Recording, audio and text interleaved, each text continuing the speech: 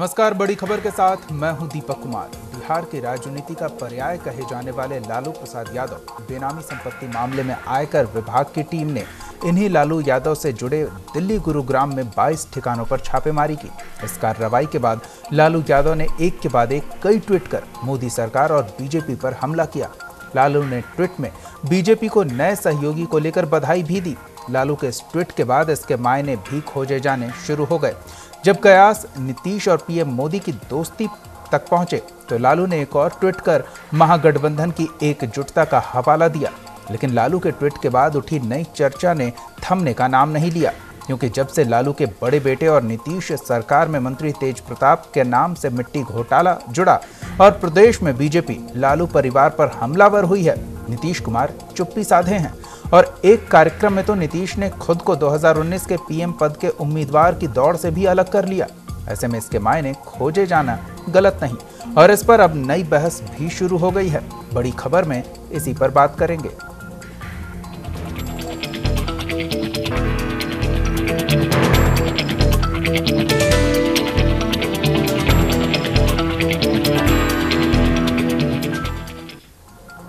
लालू यादव के कई ठिकानों पर आईटी की टीम ने छापामारी की तो लालू का गुस्सा बीजेपी पर फूटा और इस गुस्से में निशाने पर कई और आए।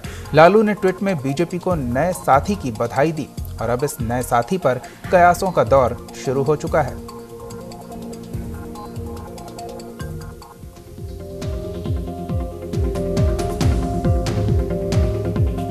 आयकर विभाग की ओर से अपने और परिवार के सदस्यों के ठिकानों पर छापे के बाद लालू प्रसाद यादव ने अपना गुस्सा ट्विटर पर निकाला।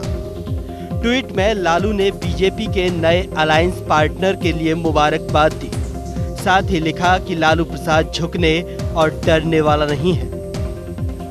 लालू प्रसाद यादव के इस ट्वीट के तरह तरह के अर्थ निकाले जा रहे हैं। उनके और नीतीश कुमार के बीच राजनीतिक संबंध के मायने भी तलाशे जा रहे हैं। कयासबाजी शुरू होने के 41 मिनट बाद लालू ने फिर ट्वीट किया। उन्होंने ट्वीट कर इस बार अपने और नीतीश कुमार के गठबंधन के अटूट रहने के संकेत दिए। वहीं आरजेडी ने लालू के ट्वीट का अर्थ भी समझाया। लालू जी ने खुद ट्वीट करके कहा कि नए अलायंस पार्टनर जो हैं, जो आईटी को अलायंस पार्टनर की तरह इस्तेमाल कर रहे हैं, ईडी को कल को इस्तेमाल करेंगे, सीबीआई को इस्तेमाल करेंगे, उस तंत्र जो नया उनका गठबंधन सहयोगी है वो उनको मुबारक हो। लेकिन हमारी लड़ाई अदालत में भी चलेगी और जमीन पर भी चलेगी। हम एक मिनट मेरी बात खत्म करने दीजिए। हमें पता है कि पूरे देश में क्या हो रहा है। लालू यादव, अरविंद केजरीवाल, ममता बनर्जी, आप तमाम जो दक्षिण पंथी अधिनायकवाद के खिलाफ खड़ा हो रहा है, आप उसकी आवाज को बंद करने की चेष्टा कर रहे हो। ये आवाज खत्म नहीं होगी, बल्कि आपने बहुत बड़ा पंगा ले लिया। अब आवाम अपने हाथ में इस लड़ाई को लेगी। हम बताइए, ये अलायंस पार्टनर है कौन? अरे IT, income tax, ED, CBI, ये अलायंस पार्टनर है। इशारा आप नहीं समझते हैं, हम बहुत स्पष्ट हैं। लालू के ट्वीट का अर्थ निकाले जाने की एक और वजह रही। दरअसल हाल ही में नीतीश कुमार ने लालू परिवार पर लग रहे आरोपों पर पहली बार मुंह खोला था। बाद में मीडिया के सवालों के जवाब में लालू प्रसाद यादव के बेटे और बिहार के डिप्टी सीएम तेजस्वी यादव नाराज हो गए थे और अब लालू के 22 ठिकानों पर पड़ी छापेमारी के बाद बिहार की राजनीति का माहौल गर्मा गया है और लालू के ट्वीट्स ने आग में घी डालने का काम किया है। Special desk news India.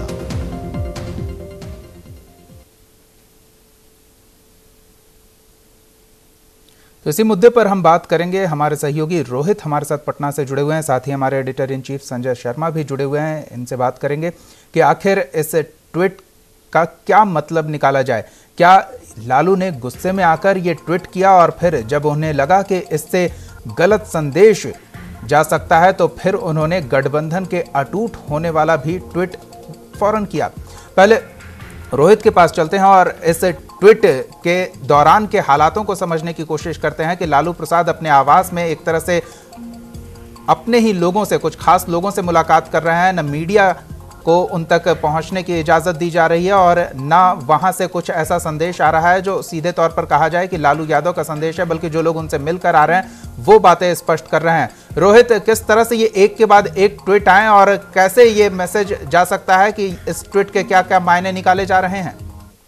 देखिए दीपक, सुबह से जैसी खबर निकल के आई कि लालू और उनके जो सहयोगी हैं या फिर जो उनके परिवार के लोग हैं, खासकर के मीसा भारती और उनके पति जो हैं, उनके अलग अलग ठिकानों पे इनकम टैक्स की छापेमारी चल रही है। उसके बाद से लालू यादव का जो पूरा परिवार है, जो 9 सर्कुलर रोड है, वहां पे तमाम लोग जमा है और कोई भी व्यक्ति जो है वो बाहर मीडिया से बात नहीं कर रहा। हालांकि तमाम जो पार्टी के प्रमुख नेता हैं या फिर जो लालू के करीबी लोग हैं, उन लोगों के लगातार आने का सिलसिला चल रहा है।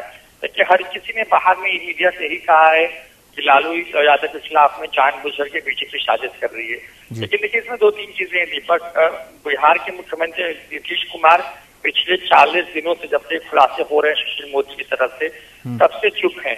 अचानक से कल उन्होंने चुप्पी तोड़ी और यहाँ तक कहा कि अगर सुशील मोदी के पास सबूत है तो वो केंद्रीय एजेंसियों को दे और जांच करवाए। और देखिए, बिल्कुल 24 घंटे भी नहीं हुए कि छापेमारी शुरू हो गई, इनकम टैक्स ने कार्रवाई की। तो क्या नीतीश कुमार को पहले ही इस बात का अंदेशा लग गया था? इस वजह से उन्होंने अपने आप को इस मामले में बचाने के लिए बयान दे दिया कि अगर सबूत तो कार्रवाई केंद्र की सरकार करे। देखिए, कहीं ना कहीं जो पहला ट्वीट सामने आया है जिसमें अलायंस की बात लालू ने कही है कि बिहार में नया अलायंस बीजेपी को मुबारक हो, इसका मतलब देखिए यही था कि लालू यादव शायद इस कार्रवाई के बाद गुस्से में थे।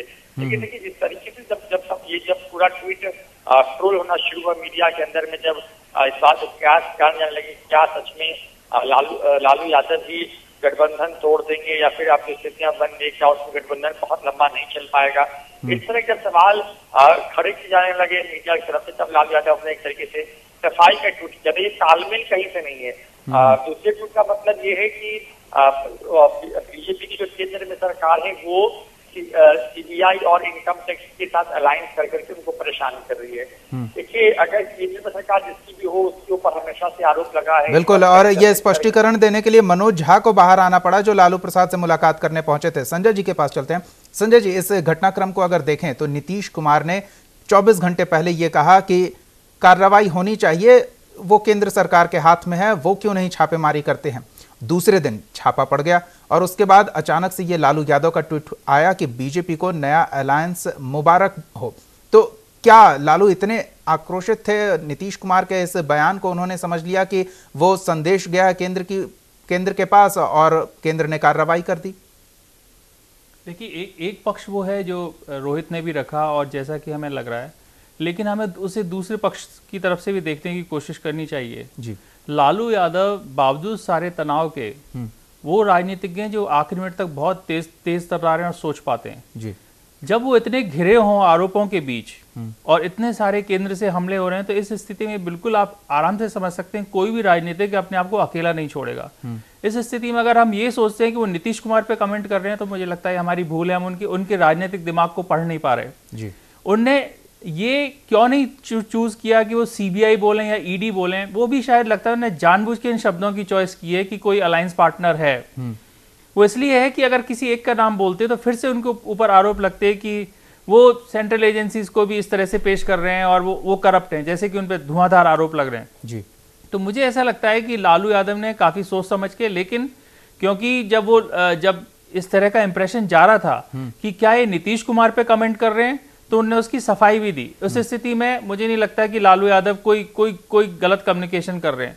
एक ये था कि नीतीश कुमार का भी हम जैसे सोच रहे हैं कि उन्होंने कहा, तो नीतीश कुमार के पास ये मौका था कानून में कि वो लालू यादव के खिलाफ खुद कोई मामला दर्ज करके, लालू यादव तो नहीं खैर मुझे लगता है, लेकिन उनके बेटों के खिलाफ जी, या वो लोकायुक्त के माध्यम से या किसी माध्यम से उस राज्य सरकार की एजेंसी से कुछ ना कुछ कर सकते थे। वो उससे बचते रहे, उनने ये बॉल फेंक दी केंद्र के पाले में, केंद्र ने उन पे अटैक कर दिया। मुझे लगता है ये जो इनकम टैक्स के अलावा या क्रिमिनल एंगल के अलावा इसका एक राजनीतिक एंगल भी है। जो इनकम टैक्स के इसकी टाइमिंग है वो कुछ ऐसी है कि आप मान के चलिए कि इसका राजनीतिक लाभ कौन उठा सकता है और कैसे उठेगा। वो मुझे लगता है कहीं ना कहीं राष्ट्रपति के चुनाव से संबंधित भी हो सकती है, बावजूद इसके कि इनकम टैक्स हर हालत में इसकी जांच करता ही, अगर ऐसे आरोप लग रहे हैं लेकिन टाइमिंग बहुत खूबसूरत है संजय जी। और इसी टाइमिंग के हिसाब से एक चीज और जो सामने आ रही है, कल ही ये घोषणा हुई कि पटना के गांधी मैदान में एक महारैली की जाएगी और तमाम बीजेपी विरोधी दलों को एकजुट करने की वहां कवायद दिखेगी। उसकी तारीख की घोषणा कल ही हुई जी, 27 तारीख को तारीख भी घोषित हुई है। और मैं खैर उस तारीख से भी ज्यादा मुझे ऐसा लगता है कि राष्ट्रपति के चुनाव से, देखिए आप इसके दूसरे संकेत पढ़ने की कोशिश करिए। अगर मान लो लालू यादव की तरह का गठबंधन जो एक एग्जाम्पल बन गया लोगों के लिए, और लोगों के लिए, जो विपक्ष है उसका मानना ये है कि अगर वो यूपी और बिहार दो जगह बीजेपी को रोक देते हैं, यूपी में मुलायम सिंह और मायावती साथ आ जाएं और यहाँ पे ऑलरेडी ये लोग आ चुके हैं, इन लोगों ने एग्जाम्पल सेट कर दिया है जी। उस हालत में बीजेपी को काफी मेहनत करनी पड़ेगी राष्ट्रपति के चुनाव से लेके और अपने आगे के लोकसभा के चुनाव में। तो उनकी कोशिश ये है कि ये जो बिहार गठबंधन का मॉडल है ये कहीं और ना बन जाए। अगर ये यहाँ टूट गया फिर विपक्ष खड़ा भी नहीं हो पाएगा, इतनी तरह से डिमोरलाइज होगा कि और इस बात को लालू यादव अच्छे से समझते हैं, इसलिए उन्होंने देखा कि अगर ये गलत मैसेज जा रहा है तो उन्होंने गठबंधन के अटूट होने का ट्वीट भी फौरन किया। जी, मुझे तो लगता है वो इतने तेज राजनीतिज्ञ हैं सारे दबाव के बावजूद जी। लेकिन इंजीनियर अजय यादव जी हमारे साथ जुड़े हुए हैं, बीजेपी नेता। अजय जी, क्या कहना चाहेंगे? लालू ने एक के बाद एक ट्वीट किया, लेकिन हम उस खास ट्वीट की बात कर रहे हैं जिसमें उन्होंने बीजेपी को मुबारकबाद दी है अपने नए अलायंस को लेकर। किस बात की मुबारकबाद मिली है बीजेपी को? दीपक जी, जब व्यक्ति घबराता है तो कई तरह की बातें सामने आती हैं और घबराहट में लालू प्रसाद ने कई तरह के ट्वीट किए।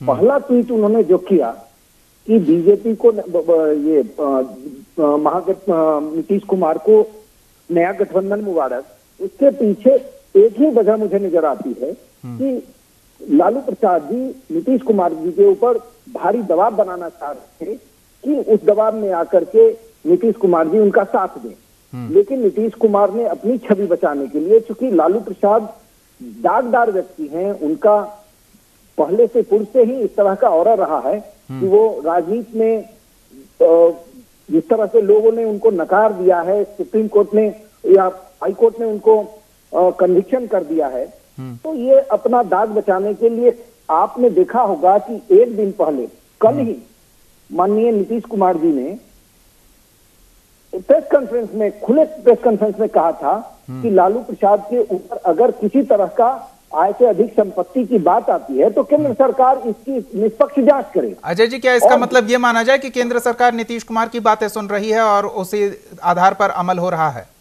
देखिए, केंद्र सरकार की ही बात नहीं है, हर व्यक्ति जानना चाहता है कि लालू प्रसाद का और उनका परिवार हजारों करोड़ का अकूत संपत्ति का मालिक कैसे हो गया। और तमाम जो लेकिन अजय जी, ये ठीक है कि हर व्यक्ति क्या जानना चाहता है, लेकिन हम ये भी तो जानना चाहते हैं कि नीतीश के कहने के बाद ही ये कार्रवाई हुई है, तो इसमें बीजेपी नीतीश कुमार की बातें सुन रही है।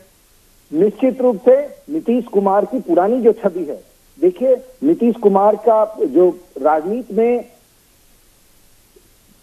सुन रहे हैं, उसका मूल कारण लालू प्रसाद का विरोध है। 2005 में जंगल राज का खात्मा ही नीतीश कुमार का लक्ष्य था। अजय जी, बीजेपी अपने पार्टी नेता की बात नहीं सुन रही है। सुशील मोदी 40 दिन से गला फाड़ रहे हैं, उनकी कोई सुनने वाला नहीं है और नीतीश ने इशारा कर दिया तो केंद्र सरकार ने उनकी बात मान ली। ये अलायंस की कोशिश हो रही है क्या आपकी? देखिए, सुशील मोदी जी ने तथ्यों के आधार पर जानकारी देश की और बिहार के लोगों को दी है और बिना तथ्य के सुशील जी कभी कुछ बोलते ही नहीं। तो लेकिन लगता नहीं कि जिस तरह से आप बातें कर रहे हैं केंद्र को सुशील मोदी पर भरोसा है। बहरहाल हमारे साथ आस्तिक शर्मा जुड़े हुए हैं, आरजेडी नेता हैं। आस्तिक जी, क्या प्रतिक्रिया देंगे आप? अलायंस मुबारकबाद की बधाई दे रहे हैं लालू यादव, बीजेपी को किस अलायंस की बधाई दी जा रही है? राष्ट्रीय जनता दल के प्रवक्ता जी ने स्पष्ट कर दिया कि एनडीए के नए अलायंस इनकम टैक्स और सीबीआई के बारे में कहा। उस स्पष्ट कहना है, उस पर कोई दिक्कत नहीं है। हम लोग का महागठबंधन अटूट है और महागठबंधन एक ये कहने की जरूरत क्यों पड़ी? ये कहने की जरूरत क्यों पड़ी कि वो गठबंधन आईडी है, आईटी है, ईडी है, सीबीआई है और गठबंधन अटूट है, ये कहने की जरूरत? लोग तिल का ताड़ लगाते हैं। अभी तक मीडिया के तरफ से यह नहीं आया, इनकम टैक्स विभाग से यह नहीं आया, आप लोग सुबह से चला रहे हैं न्यूज कि 22 जगह छापा पर 22 रुपया मिला किसी को अवैध। यह हम जानना चाह रहे हैं, राष्ट्रीय जनता दल जानना चाह रहा है कि कहां 22 जगह पर छापा पड़ा और क्या 22 करोड़ मिला, 22,000 करोड़ मिला, क्या मिला? अरे लालू जी की जो भी प्रॉपर्टी है बाजाबता सब चीज घोषित किया हुआ है, इनकम टैक्स दिया जाता है, कोई अवैध कमाई हुआ कहाँ से? दूसरा आदमी का कंपनी 5 रुपया से, अडानी का 5 रुपया से 5 लाख करोड़ हो जाता है। इधर आदमी व्यवसाय करके आदमी पैसा बढ़ाता है, उसका बाजाबता इनकम टैक्स देता है, उससे गुनाह क्या है? लालू जी ने कहाँ से किसका हड़प लिया है पैसा, जिसके लिए इस तरह से सुशील मोदी गला फाड़ के आरोप लगा रहे हैं? राष्ट्रीय जनता दल का जो आरोप लगा उस पर सीबीआई और मीडिया का तो नहीं कोई न्यूज आ रहा है। और अजय जी का सुन रहे थे कि नीतीश जी ने कहा है और केंद्र सरकार सुन लिया। अरे भारतीय जनता पार्टी की सरकार है, एक बार वाजपेयी जी की सरकार थी, लालू जी के पूरे संबंधी परिवारों का घर मकान अगना कोड़ दिया गया, 5 रुपया नहीं मिला, 5 रुपया नहीं मिला। फिर ये लोग करें, जितना करना है कर दें। गरीबों की बात करने वाला आदमी को झुकाने की कोशिश हो रही है। लालू प्रसाद यादव ऐसी शख्सियत है कि झुकने वाले नहीं है। जितनी भी कार्रवाई, दमनात्मक कार्रवाई, उनको अपमानित करने वाली कार्रवाई, जितनी कार्रवाई करनी है केंद्र सरकार को कर ले, भारतीय जनता पार्टी को कर ले। बिहार में दाल करने वाला भाजपा की नहीं है। अजय जी आप ही के पास आ रहे हैं जी, बोलिए। एक मिनट, अभी भाजपा के प्रवक्ता नेताजी अभी नीतीश जी की बड़ाई कर रहे थे और इन्हें थोड़ा सा भी पीछे चल जाना चाहिए। 2 साल पहले इनके प्रधानमंत्री किस तरह से डीएनए का सवाल उठा रहे थे, कहाँ की बात कहाँ करते हैं? क्या इन लोग का मोरल हो गया? जी अजय जी बोलिए। सत्ता के लिए जीभ ललचाए हुए हैं। सुन लीजिए, फिर आपके पास आते हैं। आस्तिक जी सुन तो लीजिए। दीपक जी मेरी बात सुन लीजिए, मेरी बात सुन लीजिए, मेरी बात सुन लीजिए। बिहार में वरिष्ठ नेता हैं आस्तिक जी आ रहे हैं आपके पास। इनके सवाल का मैं जवाब देता हूँ कि 22 जगह जो छापे पड़े हैं वह लालू यादव और लालू यादव के पुत्रों की कंपनियां हैं। दर्जनों कंपनी का मालिक है लालू प्रसाद का, दोनों पुत्र। वही तो कह रहे हैं कि आप साम दाम दंड भेद जो लगाना है लगा लीजिए, लालू यादव रुकने वाले नहीं है। मैं आपसे दीपक जी यह कहना चाहता हूँ कि लालू यादव के पुत्रों से सिर्फ ये पूछ लीजिए कि उनकी सारी कंपनियों का नाम वो बता रहे हैं सिरे से। समझ चुकी मैं राजनीति छोड़ दूंगा। लालू प्रसाद के पुत्रों को अपने ही कंपनियों के नाम नहीं मालूम होंगे जिस कंपनी को दोस्त बनाकर मीडिया का यूज करके भाजपा चाहती है कि नीतीश जी से दोस्ती फरियाले, ऐसा होने वाला नहीं है। तेज आवाज में अगर बोलेंगे तो आपकी बात लोग मान जाएंगे, ऐसा नहीं है आशिक जी। आप संयमित लोग हैं, आप मेरी बात सुन लीजिए। 22 जगह भाजपा के नेता आरोप लगाएंगे कि लालू जी चोर है तो पूरी बिहार की जनता मान लेगी चोर है ना। लालू के परिवार, लालू की बेटी, लालू के दामाद, लालू का गोपालगंज और लालू ने जहाँ जहाँ अपनी संपत्ति छुपाई है उन संपत्तियों पर छापे पड़े हैं। और आप कहते हैं कि 2 रुपया नहीं मिला और भाजपा अगर बोल देंगे कि लालू जी चोर लालू प्रसाद ने जमा की है। तो बोलिए, आप लोग को पावर है, सब एक ही बात बोल रहे हैं। संजय जी के पास सब कुछ है। मेरी बात सुन तो लीजिए। अगर आप लोग बारी बारी से बातें रखेंगे अपनी तो बातें स्पष्ट होंगी और लोग सुन भी पाएंगे। मेरा जवाब ले लीजिए आशिक जी। मेरा मानना है कि आज रघुनाथ झा की संपत्ति किन परिस्थितियों में लालू के पुत्रों का हो गया, कांति सिंह की संपत्ति लालू प्रसाद के पुत्रों को कैसे हो गई। अच्छा, रेल मंत्री जब थे तो रेल मंत्रालय का 2 होटल के नाम पर यहाँ पटना में दिल्ली रोड की संपत्ति मेरी बात सुन लीजिए, मेरी बात सुन लीजिए।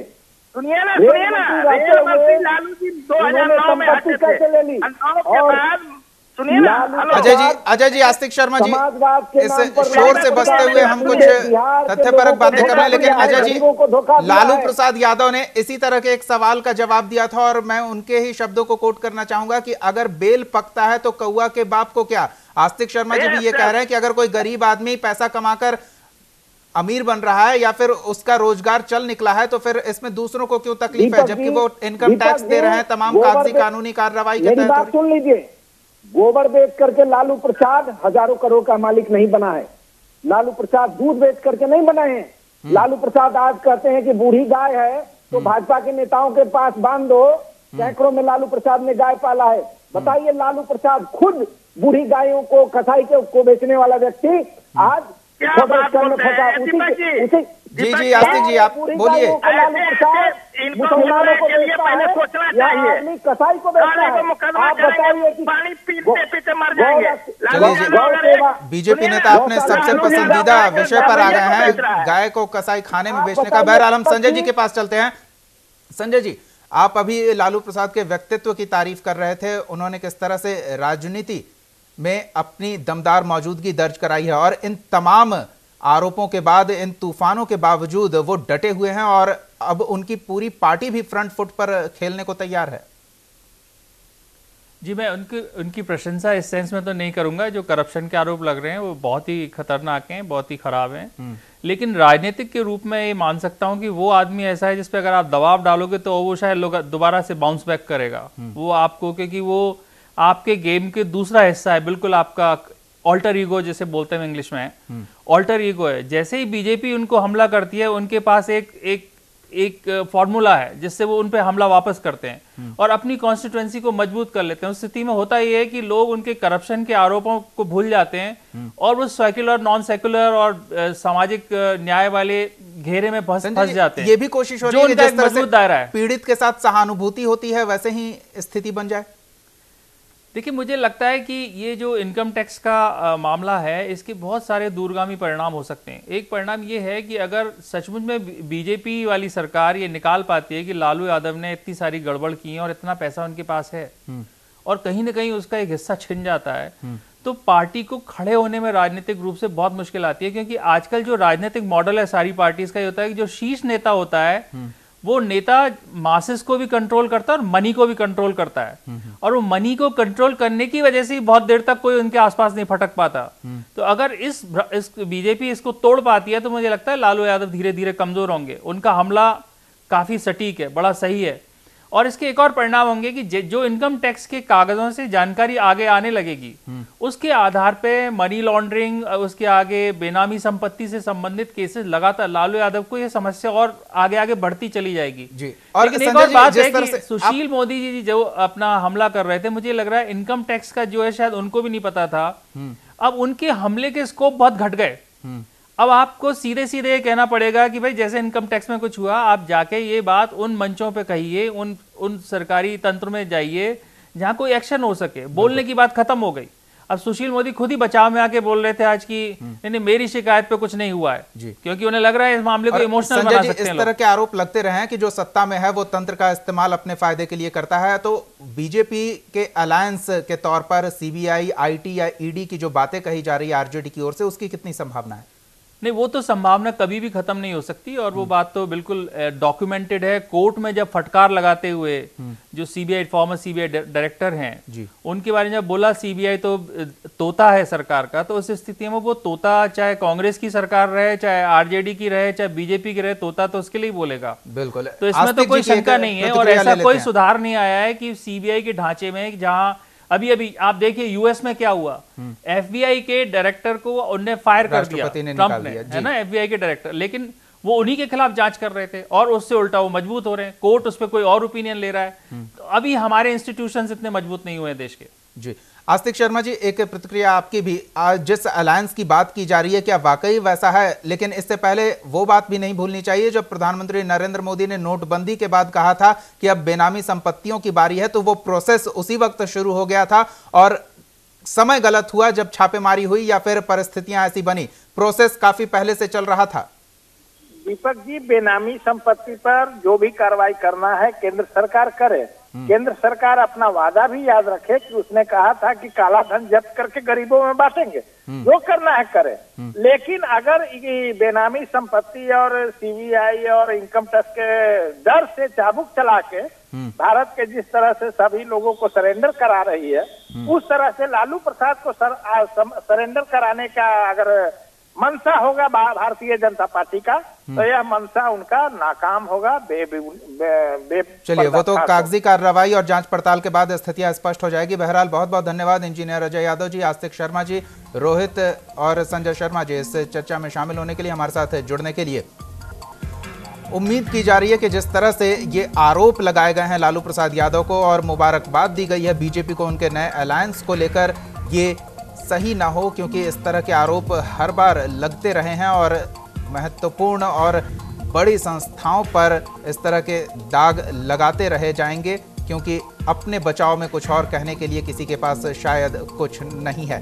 भले ही सुशील मोदी खुश हो रहे हों कि उनके आरोपों की इस फहरिस्त पर अब कार्रवाई होगी, लेकिन देखने वाली बात यह होगी कि ये कार्रवाई कहां तक चलती है, क्योंकि लगातार इस तरह की कार्रवाई कई बड़े नामों के विरुद्ध हो चुकी है, पर इसका नतीजा क्या निकला ये अब तक आम आवाम इंतजार कर रही है। देखते हैं ये इंतजार कब खत्म होता है इस मामले में। बड़ी खबर में फिलहाल इतना ही। आप देखते रहिए न्यूज़ इंडिया।